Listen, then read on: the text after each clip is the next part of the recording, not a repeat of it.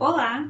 Hoje eu vim passar para vocês um estudo muito interessante, tá? Que é sobre o que diz o shofar. O shofar fala, o shofar tem voz. Então nós vamos falar e abordar sobre isso, tá? E os festivais de outono registrados nas escrituras começam com a celebração chamada Yom Teruah. Então, vocês sabem que nós estamos em Yom Teruah, né, que é o dia das trombetas. E por isso você está vendo bastante trombeta aí, né, nas postagens, por exemplo, das redes sociais. E também é conhecido no judaísmo como Rosh Hashanah, tá? Ou seja, o início do ano de acordo com o calendário civil. O dia é significativo também de maneira profética devido à sua ligação com a inauguração do Mashiach vindouro. Então está muito ligado à questão do Olam Rabá, do mundo vindouro, da era messiânica também. E por essa razão, inclusive, os crentes eles participam do dia com grandes expectativas em seus corações, né? Então a gente sabe que existe uma comunidade judaica, né, messiânica ou judaica nazarena, que participam e celebram, né? E muitos cristãos também inseridos nessas questões. Quando a gente estuda, por exemplo, as festas designadas, né, ou os moedins, os tempos designados por Deus na Torá, você consegue perceber que todos eles têm algo profético ou algo a dizer a respeito do Messias, a respeito do Mashiach. E a gente vai ver, por exemplo, hoje, o que o Yom Teruah ou Rosh Hashanah tem a ver, tá? O comando dado sobre como observar, inclusive, Yom Teruah, ele é encontrado na Torá. Como as demais festas judaicas também são. Os detalhes são bastante simples na execução, ao contrário das muitas regras sobre Pêssah, que seria a Páscoa, ou Sukkot, também as festas dos tabernáculos, tá? O Yom Teruah ele tem apenas alguns detalhes que precisam ser observados para cumprir os requisitos do dia. E onde que a gente vai encontrar isso? Vocês estão observando aqui que está faltando alguns livrinhos da minha estante, porque eles estão espalhados bem aqui do lado da minha cama, tá? Porque são o que vai ser aplicado aqui nesses estudos. Conforme eu vou aplicando, depois eu guardo ali esses livros. Então, quando a gente abre aqui em Levítico 23, do verso 24 ao 25, vai apresentar os detalhes para nós. Então, se você tiver aí com a sua Torá também, você pode conferir. Então, eu vou pegar aqui, ó, Vaikra, tá? Que seria Levítico 23, do verso 24 ao 25. Então, eu tô aqui, por exemplo, com a Torá da Arumash, tá? Que é uma Torá excelente, inclusive o rodapé dela é maravilhoso, é uma Torá bilíngue, tá? Então, ela tem diversos comentários rabínicos, inclusive a esse respeito. Então, diz o seguinte: Deus falou a Moshe dizendo: fale aos filhos de Israel e diga-lhes: o primeiro dia do 7º mês será um dia de Shabat para vocês. Então, Shabat ali, os Shabatos ali, tem a questão de serviço como dia de descanso, tá? E aí a gente observa o seguinte: quando vocês recitarão, por exemplo, versículos que lembrarão o sacrifício de Isaac e o que mencionarão o toque do shofar. É uma celebração sagrada. Você vê que o toque do shofar ele está totalmente conectado aqui ao sacrifício de Isaac. E a gente sabe que o sacrifício de Isaac, né, de Isaac, ele tem, por exemplo, uma conexão também com Mashiach, tá? Com o Messias. E aqui está dando alguns aconselhamentos, né, dizendo: não façam qualquer trabalho manual nesses dias, tragam uma oferenda de fogo a Deus. Então, eu quis passar, por exemplo, a princípio, esse texto aqui para vocês, pelo menos, focarem. E o que tem a ver, por exemplo, com o Yom Teruah, né? Por exemplo, quando a gente observar aqui, por exemplo, esse comentário aqui, né, vamos assim dizer, esse comando a respeito do comentário aqui, por exemplo, do Rosh Hashanah, vocês podem até ver que é uma instrução aqui, ó, que está sendo passada em quê? Em Rosh Hashanah, certo? Então, é bem curioso sobre essa questão. É interessante que você estude a Torá para que vocês tenham ideia dessas coisas, né? Então, o comando dado sobre como observar Yom Teruah está aqui. E este comando, ele é repetido também em Números 29, versículo 1. Aí eu abri aqui, por exemplo, em Bad Midbar, né? aqui também, da Torá de Urumash também, né?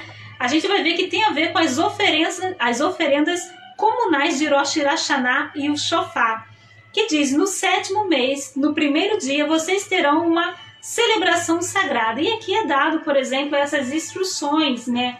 E aqui você pode ver que está realmente fazendo a instrução do Yom Teruah, do Rosh Hashanah aqui, tá? A esse respeito. Então tá aqui, por exemplo, mostrei aqui para vocês na Torá. E esse estudo, ele vai nos levar cada vez mais fundo a respeito dessas questões, tá? Porque quando a gente observa, por exemplo, aqui, a gente vê que junto com a explicação aqui das ofertas, né, que devem ser trazidas, né, tem todo aqui o comando que você deve fazer durante esse dia. Então, somos instruídos a parar de trabalhar, trazer oferendas e ouvir o som do shofar. Será que é um som? É um simples som que a gente tem que ouvir? Então, eu vou entrar aqui nessa questão sobre a voz do shofar. E a gente sabe que o shofar é um instrumento de fala, né? Inclusive, né? O que pretende nos dizer esse instrumento de fala? E será, por exemplo, como a gente fez a pergunta, será que o shofar, ele fala? E a gente vai entrar nessas questões agora, que é justamente sobre a voz do shofar. Isso aqui é um estudo dentro de outros estudos, baseado nos estudos, inclusive, de Jeremy Sprangfield, que traz, por exemplo, essa alusão maravilhosa. Um dos instrumentos musicais mais estranhos da Bíblia é, sem dúvida, o shofar. Ou seja, a gente vai ver aqui sobre o chifre, né? Vamos assim dizer, do carneiro, né? Quando você olha assim, nossa, que instrumento musical mais estranho, né? Enfim, antes de um shofar, inclusive, ser tocado, uma brahá, inclusive, ela é recitada. E que bênção seria essa que é recitada, né? Que é apenas uma tradição que é recitada, inclusive, nas sinagogas. E essa brahá, por exemplo, ela diz o seguinte: bendito és tu, Yud-Rei Vav-Rei, nosso Elohim, Rei do mundo, que nos santificou por seus mandamentos e nos ordenou que ouvíssemos o som do shofar. Se você ler isso de uma outra forma, pode também ser lido dessa forma: que nos ordenou a ouvirmos a voz do shofar. Por quê? Então, por que tem essa alternativa também? A gente vai observar que a palavra som, né, na brahá hebraica ou na benção hebraica, por exemplo, a palavra som, esse termo aqui, que é kol, por exemplo, quer dizer, né, que significa literalmente voz. E a gente vai observar que ao respirar, né, ao inspirar, vamos assim dizer, ao soprar ali no shofar, o usuário, ele dá voz ali, por exemplo, ao shofar. E é justamente isso que a gente vai falar, né? O que essas vozes elas significam, né? O shofar, ele é apenas um vaso, né, por si só, e deve receber o sopro, né, do espírito, né? O sopro ali, espírito, rua, né, significa ali sopro, espírito, né? Você sabe que o significado de rua significa isso aí no hebraico, tá? E para ter qualquer valor ou função é necessário que o sopro, né, ou seja, o espírito seja dado ali, né, ao shofar. Mas por que Deus ordenou que ouvíssemos esse som, né, ou essa voz do shofar? Então, a primeira vez que um shofar ele é tocado na palavra está no Monte Sinai. Quando o povo chega depois ali de deixar o Egito, isso está sendo narrado em Êxodo 19. Então eu vou pegar aqui novamente a Torá, tá? Mais uma vez a outra Torá aqui de Urumash aberta. Eu abri duas Torá, essa aqui é a terceira Torá de Urumash, por isso que está faltando aqui, porque elas estão aqui na minha cama, aqui do lado. Então tem aqui, por exemplo, a Torá, né, de Shmot, que significa de Êxodo, né? E esse texto aqui, inclusive, ele narra sobre as preparações, né, para a outorga da Torá, tá? Então quando a Torá ela foi dada aqui ao povo e à nação de Israel. E a gente vai observar aqui que no versículo, né, no capítulo 19, o versículo 13, diz o seguinte: não toquem a mão nela, pois será apedrejado ou atirado. Nem homem nem animal serão permitidos viver. Quando soar o shofar com um toque prolongado, ou seja, a presença de Deus partirá, e então se lhes são permitido subir a montanha. Isso aqui dentro da interpretação judaica. E a gente observa aqui no versículo 16, vai dizer o seguinte: no terceiro dia, quando estava amanhecendo, antes do povo chegar, ocorreram trovões e relâmpagos com uma nuvem pesada na montanha e um toque do chofar extremamente forte, né? A gente vai observar que foi ouvido, né? E todo o povo que estava no acampamento estremeceu. Então foi tocado ali um chofar que todo mundo ouviu. E a gente observa, por exemplo, que o versículo 19 também traz o seguinte: o som do chofar propagava-se e intensificava-se gradativamente. Aí fica, por exemplo, uma questão e uma pergunta muito importante. A gente vai observar, por exemplo, que novamente a palavra usada aqui no texto para som é literalmente qual, né? Que voz, que tem significado de voz, né? Esse som tem significado de voz.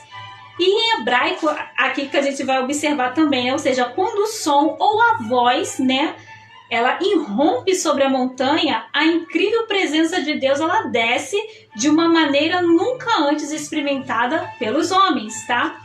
Então, olha só os significados que está trazendo, né, a alusão que o texto, né, que a Torá, né, na literatura rabínica, ela traz esse respeito aqui no nível Pardes para vocês tentarem entender. Mas espere, daí vai surgir uma pergunta, né?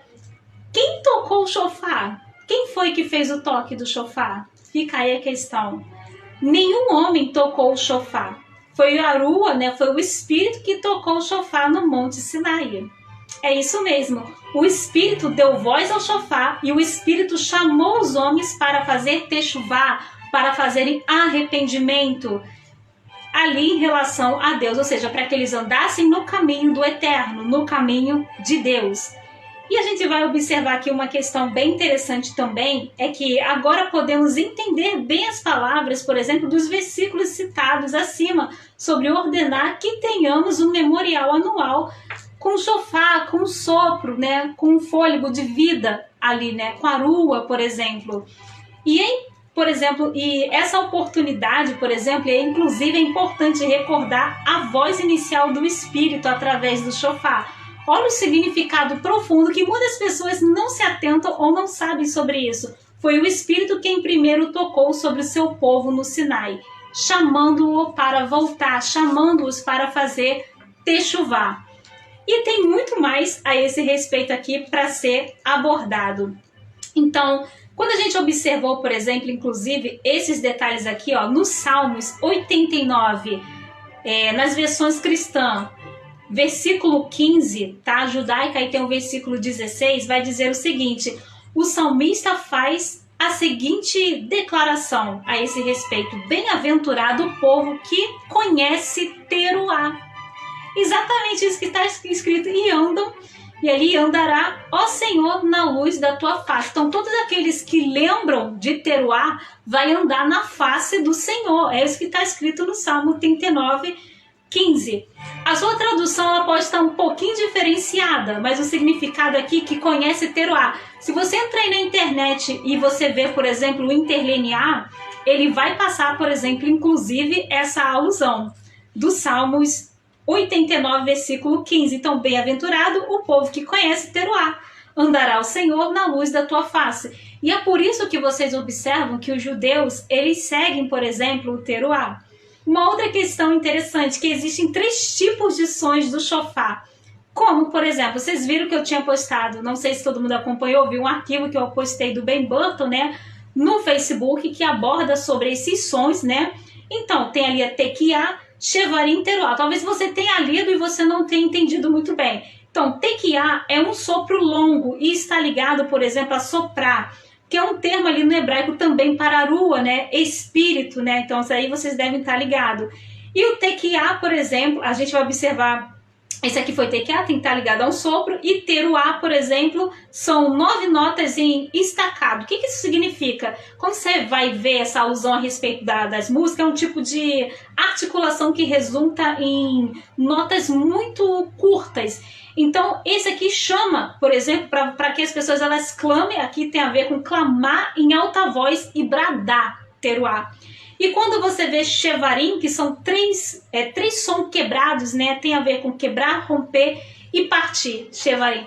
Tá, e o que esses significados têm? Então, essas definições dos sons do shofar, elas falam a cada um de nós para examinarmos a nós mesmos, ou seja, para reconhecermos, inclusive, os nossos pecados e nossas falhas, para que quando Yom Kippur, que é o dia da expiação, ou seja, ele vier 10 dias depois, o nosso espírito ele esteja no devido lugar diante de Deus, diante do Altíssimo, diante do Espírito Santo, diante da Ruach HaKodesh. Então, uma passagem, por exemplo, no contexto de ouvir, por exemplo, o som do shofar e deixá-lo operar em nossas vidas através, por exemplo, da obra, inclusive ali de arrependimento, de techuvá, em nós é o Salmo 51, 21, na versão cristã, é a versão 17, que vai abordar sobre esse assunto. Quando eu abro aqui, por exemplo, em Salmos 51, versículo 17, vai trazer também essa alusão, que está escrito aqui o seguinte, essa hora que eu sou meio ceguinha, aqui ó, meu sacrifício a Deus é um espírito quebrantado. Lembra ali, ó, sopro, espírito quebrantado, que tem a ver com os sons do shofar, né? E a gente tá vendo aqui também que tá dizendo, tu não desprezas um coração humilde e contrito. Então, esse verso aqui, inclusive, ele está relacionado, por exemplo, com essa questão, tá? E os significados alternativos, por exemplo, desses 3 sons, eles falam de um trabalho transformador que pode acontecer a todos os que ouvem o Espírito durante o tempo em que o shofar fala em Yom Teruah. Então, vocês já estão começando a ver aí a importância que Yom Teruah, o Rosh Hashanah, tem a ver, por exemplo, com os judeus, tá? E quando a gente observa também quais são as outras alternativas desses 3 sons, agora você vai se surpreender com essa questão. Pode seguir o tequiá, né, que é um dos sons, tequiá, que seria aqui um sopro longo, ele pode significar pregar e empalar uma coisa. Quando você vai no dicionário e você vê o que é o significado de empalamento ou empalação, por exemplo, é um método, inclusive, de tortura e execução que consiste na inserção de uma estaca que atravessa o corpo do torturado, até a morte do torturado. A vítima atravessada pela estaca, ela era deixada, inclusive, para morrer, ou seja, sentindo ali dores terríveis agravadas pela sensação da sede, inclusive. Isso aí tá te lembrando alguma coisa? Tá te lembrando, né, os Salmos 22 e te lembra a crucificação, né, do Messias, que esteve na estaca de execução. E esse é o primeiro, então esse tem a ver com o primeiro som ali, ou seja, o som do sopro longo, né, que tem a ver com tequiá. E aquele outro som também que é feito, que é chamado de teruá também. Qual é a outra questão? Que pode significar afligir algo, ou seja, torturar alguém.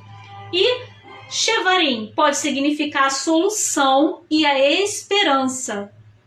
Olha, gente, isso aqui é tremendo. E vocês que já conhecem as Escrituras, né? O Novo Testamento, você tem intimidade sobre isso, vocês já estão conseguindo verificar essa questão. Então, os 3 sons, eles falam de um trabalho transformador que pode, por exemplo, inclusive, acontecer a todos que ouvir o Espírito durante o toque do shofar, a fala do shofar em Yom Teruah, ou aí também conhecido como Rosh Hashanah.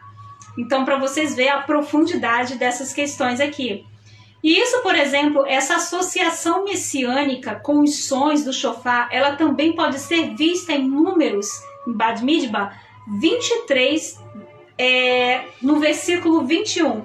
Quando vem aqui, por exemplo, nesse texto aqui já vou até olhar aqui na minha outra Bíblia, né? Essa daqui é a King James, né? Que vai trazer, por exemplo, essa questão também muito interessante. Por isso que eu falei, que eu estou usando diversas Bíblias, né, para você entender aqui o significado dessa questão. Então, quando eu venho aqui no texto de Números 23, verso 21. 21 aqui. Aqui diz o seguinte: ele não viu iniquidade em Jacó, nem contemplou maldade em Israel. O Senhor, seu Deus, é com ele, e o brado de um rei está entre eles. E o brado de um rei está entre eles. Então tá aqui, lembra que tem a questão de bradar também, né, clamar em alta voz, e um brado de um rei está entre eles. Está entre a nação de Israel o brado de um rei. E a gente vai observar, por exemplo, que quando ouvimos os sons do chofar, devemos pensar na crucificação que o Messias sofreu por seu povo e devemos ser quebrados por nossos próprios pecados, pelo que custou os nossos pecados, e ainda em meio a tudo isso, devemos também ter esperança, pois a solução para tudo isso foi encontrada, inclusive, no Messias. Em seu mérito encontramos, inclusive, misericórdia. Bom, não sei se vocês leram o que eu postei no Facebook, mas quando vocês reparam, por exemplo, uma oração que é ao mesmo tempo surpreendente e escandalosa, combinada ao som do chofar, ela é encontrada no antigo Marzô. O que isso significa? Que o nome de Yeshua, né, isso aí foi uma postagem que eu fiz no Facebook, né, uma postagem do Ben Burton, né, que vai mencionar a respeito desse trecho aí, tá? O nome de Yeshua com o título de Príncipe da Presença, ou Príncipe da Face, ou Príncipe do Rosto, é muito conhecido aí como Sarrapanim, tá? Ou seja, ele é erguido por mérito diante de Deus nessa oração. E ele é mencionado junto com um anjo chamado Tartiel, tá? E tem também ali o profeta Elias. Gente, o profeta Elias, ou o profeta Eliarro, né, ele está muito ligado à questão da vinda do Messias, né? Lembra que não importa, né, como diz o judaísmo, se o Messias ele tivesse que vir 10 vezes, o profeta Elias ele teria que vir 10 vezes na frente. Então você vê que até na frente aqui dessa oração, quem vem também é o profeta Elias, Eliarro, que é um símbolo, inclusive, messiânico muito forte da vinda do Messias. E ainda outro anjo chamado, aqui entre aspas, né, Príncipe Mentet, que é uma abreviação do nome angelical de Metatron. Eu já fiz um vídeo, inclusive, falando sobre Metatron, tá? E que ele combina, na verdade, no Messias. Metatron é uma teofania judaica, tá? Que vai combinar no... Então aqui a gente está vendo no Messias. Aqui a gente está vendo, por exemplo, que Metatron ele é uma face do Messias, né? Uma face do Messias antes ali, por exemplo, de ser nascido de mulher, tá? Que é muito similar aí à teofania cristã que aborda sobre essa questão. Então a gente vai perceber, por exemplo, que Yeshua, ele, nesse contexto aqui de mérito, de mérito, vamos assim dizer, celestial, no templo celestial, ele está fazendo uma intercessão pelos pecadores. Ele faz intercessão, inclusive, pelo arrependimento, pela techuvá. É aquele que está intercedendo. E esse Marzô, por exemplo, para Rosh Hashanah, e Yom Kippur também, tá? Rosh Hashanah e Yom Kippur, que ficou ali muito próximo, né? Tá na página 61 do Sefarot Minhak, da Hebreu Publication ali, por exemplo. Não tem uma data específica de publicação incluída. Para quem acompanhou o meu post no Facebook, viu que eu coloquei, por exemplo, lá. E no site do Ben Burton você consegue ver, por exemplo, as referências, né? E a própria comunidade judaica perguntando por que o nome de Yeshua veio fazer aquilo. Tem um anjo chamado Yeshua. Ei, mas esse Yeshua aqui é Jesus. Por que ele apareceu aqui? Ninguém sabe como, nem onde. Nossos avós leram isso, nossos tataravós leram isso. E ninguém sabe de onde que apareceu. E o texto ele diz exatamente assim: que seja a sua vontade que o tequiá, shevarim, teruá, tequiá, lembra aqui o som do shofar, tá? Que soamos seja bordados na cortina do templo celestial pelas mãos do designado, o anjo, né, o Tartiel aqui, assim como o nome que foi recebido pelas mãos de Eliarro, que é de Elias, tá? De abençoada memória. E Yeshua, o príncipe da presença, o príncipe da face, tá escrito em Yeshua, o Sarrapanim, tá? E o príncipe Mentet, que seria Metatron. Ou seja, e que seja cheio de misericórdia por nós, né?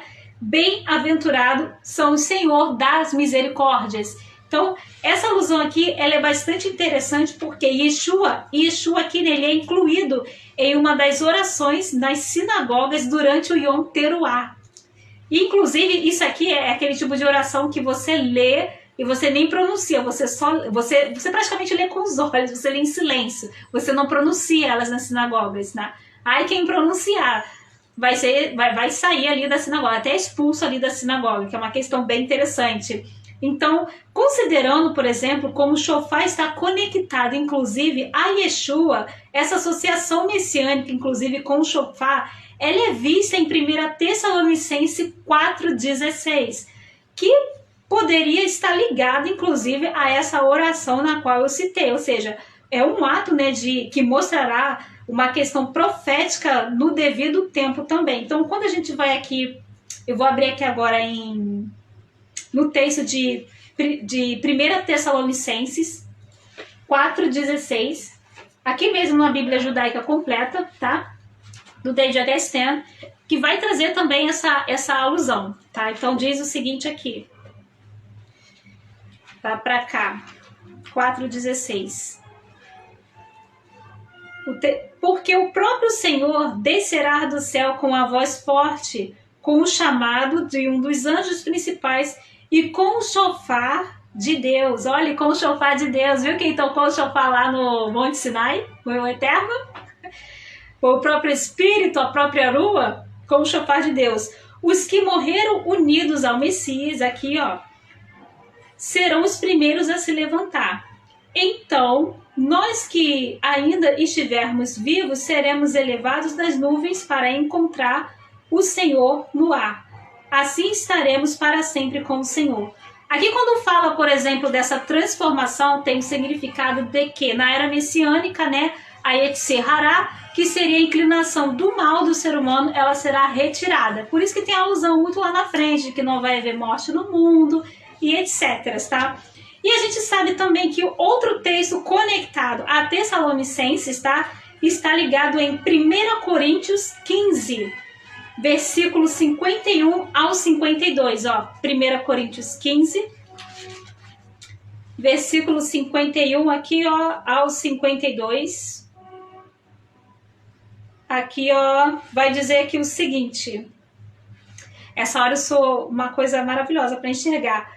Percebam que eu lhes digo um segredo, nem todos morreremos, mas todos seremos modificados, ou seja, transformados, né? Será num instante, em um piscar de olhos, no shofar, olha, no shofar final, porque o shofar soará, e os mortos serão ressuscitados para viver para sempre, e nós também seremos transformados. Então você vê que o shofar, ele está muito ligado com a vinda do Messias, por isso que está ligado com a vinda do Messias vindouro. É por isso que vocês observam que em certas comunidades messiânicas ou nazarenas, né, eles celebram, né, certas congregações estão celebrando aí o dia do shofar, porque tem muito a ver com o Messias. Às vezes você vai se perguntar por que isso tem a ver comigo.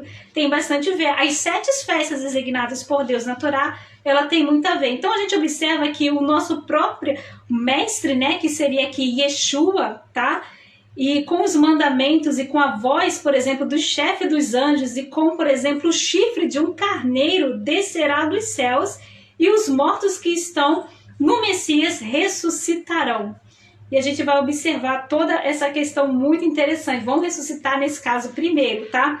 Então, aí a gente vai finalizar, por exemplo, todo esse estudo com a seguinte pergunta, né? Dado o significado do coração messiânico, do tempo, por exemplo, de Yom Teruah, pode ser que Yeshua, por exemplo, ele retorne durante essa oração muito estranha, por exemplo, inclusive proferida ali, ó, durante o toque do shofar aqui na terra? Será? Ou seja, será que enquanto o seu povo, que seria Israel, por exemplo, ele está orando, e essa oração nas sinagogas, por exemplo, ela se apoia inclusive no mérito de Yeshua Sarrapanim, que ele é o príncipe do rosto, o príncipe da paz. Existe só um estudo também que aborda sobre essa questão, que é maravilhosa. até sendo, inclusive, dita aqui, por exemplo, será que quando eles começam a orar ali, chamar, isso é dado ali nos céus, né? E aí o chofar celestial, mais uma vez, ele vai anunciar, inclusive, a vinda de Yeshua? Ou seja, vamos esperar para ver como tudo isso vai se desenrolar. Mas até então, que todos nós sejamos abençoados por ouvir que o chofar diz agora, para que possamos ser quebrantados, né? Quebrados também ali pelos nossos próprios pecados, né? E quebrantado ao arrependimento, ou seja, a fazer techuvá, retorno para os caminhos de Deus e ter a esperança do Messias que virá.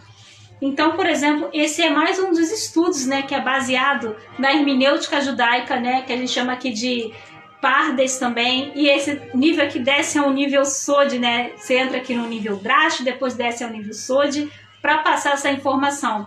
Então, para vocês, por exemplo, eu sempre falo, é importante você estudar a Torá, é importante você observar, inclusive, as festas, né, as 7 festas designadas por Deus, porque tem muitas pessoas que não fazem esse tipo de associação. E você observa, quem faz esse tipo de associação? Literatura rabínica.